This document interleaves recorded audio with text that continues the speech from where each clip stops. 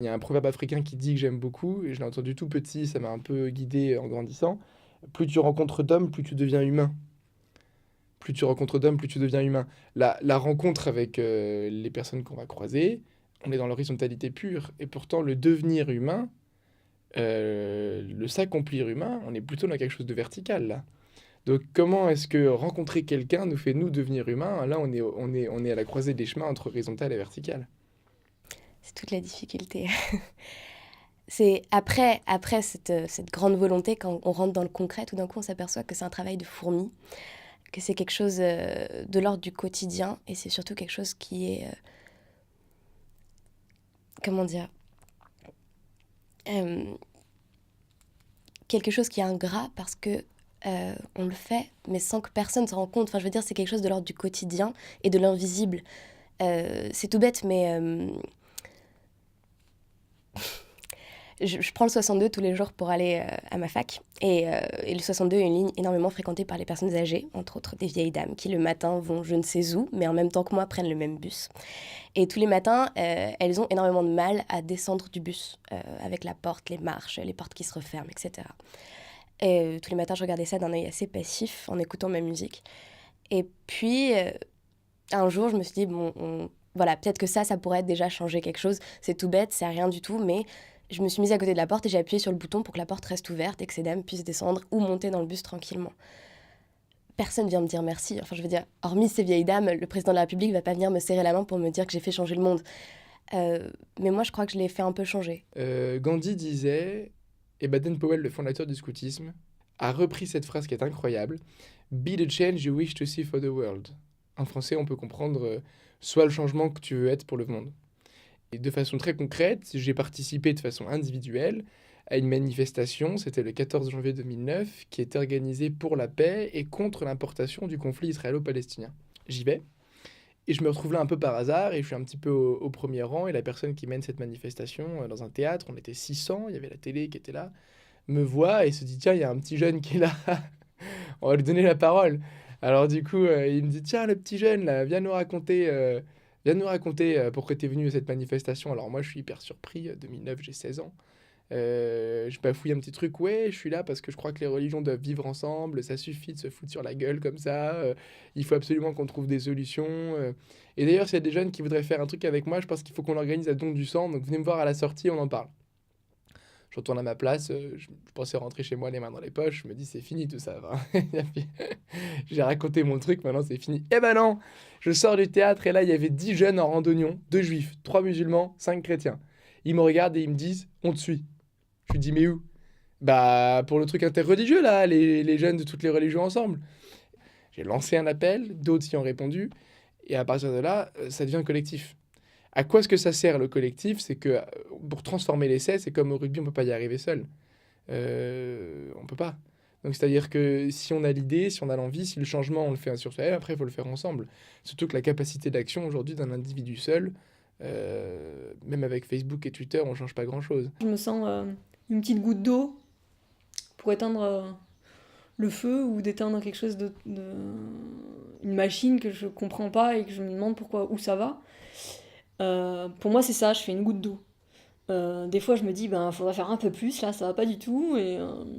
Mais pour moi, c'est la petite action qui. Au stade où on en est, en tout cas, c'est la petite action. Et bien sûr, des fois, je me dis, faudrait y aller, faudrait machin.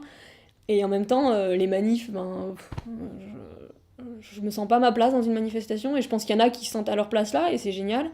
On est chacun différent, à une manière différente d'agir. Mais moi, ma manière d'agir, c'est dans un quotidien et de le vivre pour que les gens qui passent voient que c'est possible. Si le monde ne réfléchit pas, enfin, c'est le chaos. Ça laisserait place à de la... Finalement, on se laisserait dicter comme ça des idées qu'on ne remettrait même plus en cause. Voilà, on se laisserait totalement porter. Finalement, si on ne réfléchissait pas, c'est notre liberté même qu'on menacerait.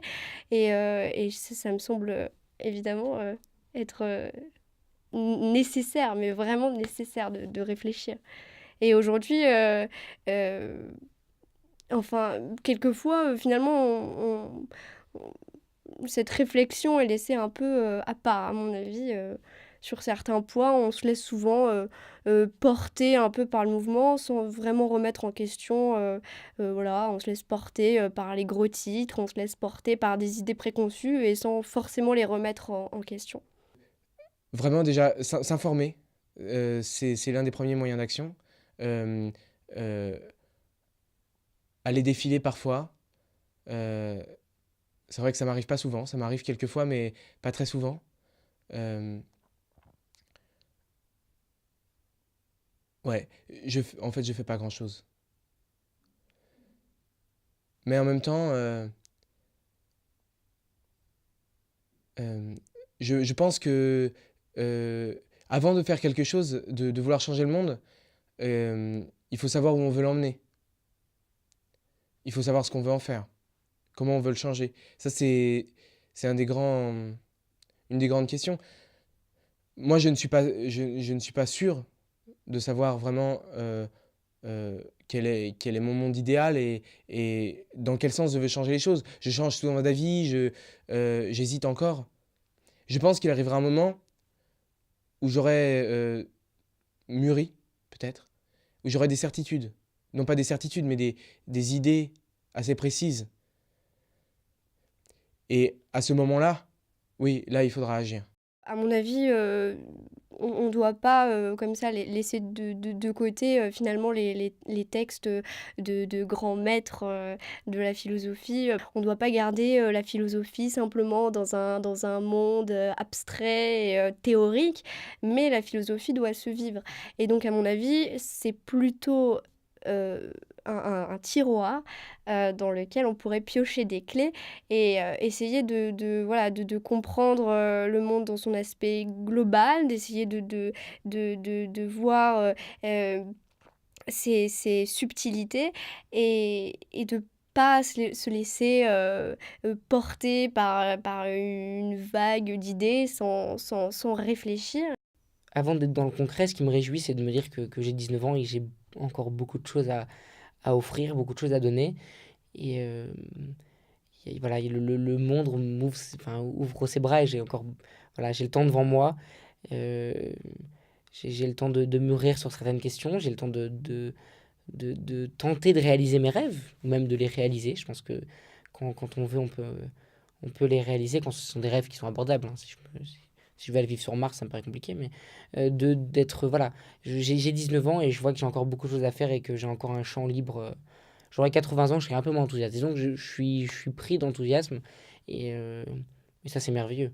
Parce que je me dis que voilà, il y a beaucoup de bonne volonté. J'ai rencontré des gens extraordinaires autour de moi. J'ai que 19 ans, j'ai déjà rencontré des gens extraordinaires. Et du coup, je me dis que toutes ces énergies-là, si simplement elles étaient réunies, ça pourrait faire des choses vraiment exceptionnelles. On peut tous trouver en nous une envie de bousculer les choses, de casser les murs, de se dire bon stop là, j'en peux plus, c'est fini, j'arrête, j'en peux plus. Mais cette force, on en a besoin indépendamment du fait que nous on s'en sorte ou pas. Cette force, on en a besoin tout simplement parce qu'on en a besoin pour vivre, on en a besoin pour être en accord avec nous-mêmes, on en a besoin pour être en accord avec les autres. C'est-à-dire que si moi je me dis ok, il y a aucun espoir pour moi. Et je le pense, il n'y a aucun espoir pour moi. Si je me dis, il n'y a aucun espoir pour ceux qui viennent de naître, et je vais rien faire, je vais rien faire. Je vais rien faire. Mais si je me dis, ok, il n'y a pas d'espoir pour moi, mais ça va 2 minutes, le désintéressement, c'est aussi, je pense, une des grandes qualités dont on peut faire preuve. Alors je vais me battre, peut-être pas pour moi, peut-être pas pour ceux qui sont nés, mais je vais me battre pour ceux qui viennent. Je vais me battre pour ceux qui viennent parce que en plus, c'est même pas une question d'humanité, c'est pas une question de survie de l'humanité, c'est une question qui dépasse totalement ce cadre-là. C'est apprendre à lutter pour nos principes, pour nos valeurs. C'est ça qui nous donne notre intégrité, c'est ça qui nous permet de continuer, c'est ça qui nous permet chaque jour de donner du sens à ce qu'on fait. En plus d'être un choix de vie, de se battre, c'est une responsabilité. Et ça, je trouve ça essentiel. Généralement, on oublie cet aspect, mais on est responsable. On est responsable, même si on est né en 95 et que nous, la dette souveraine de l'État, on n'y connaît rien. On a cette responsabilité malgré nous.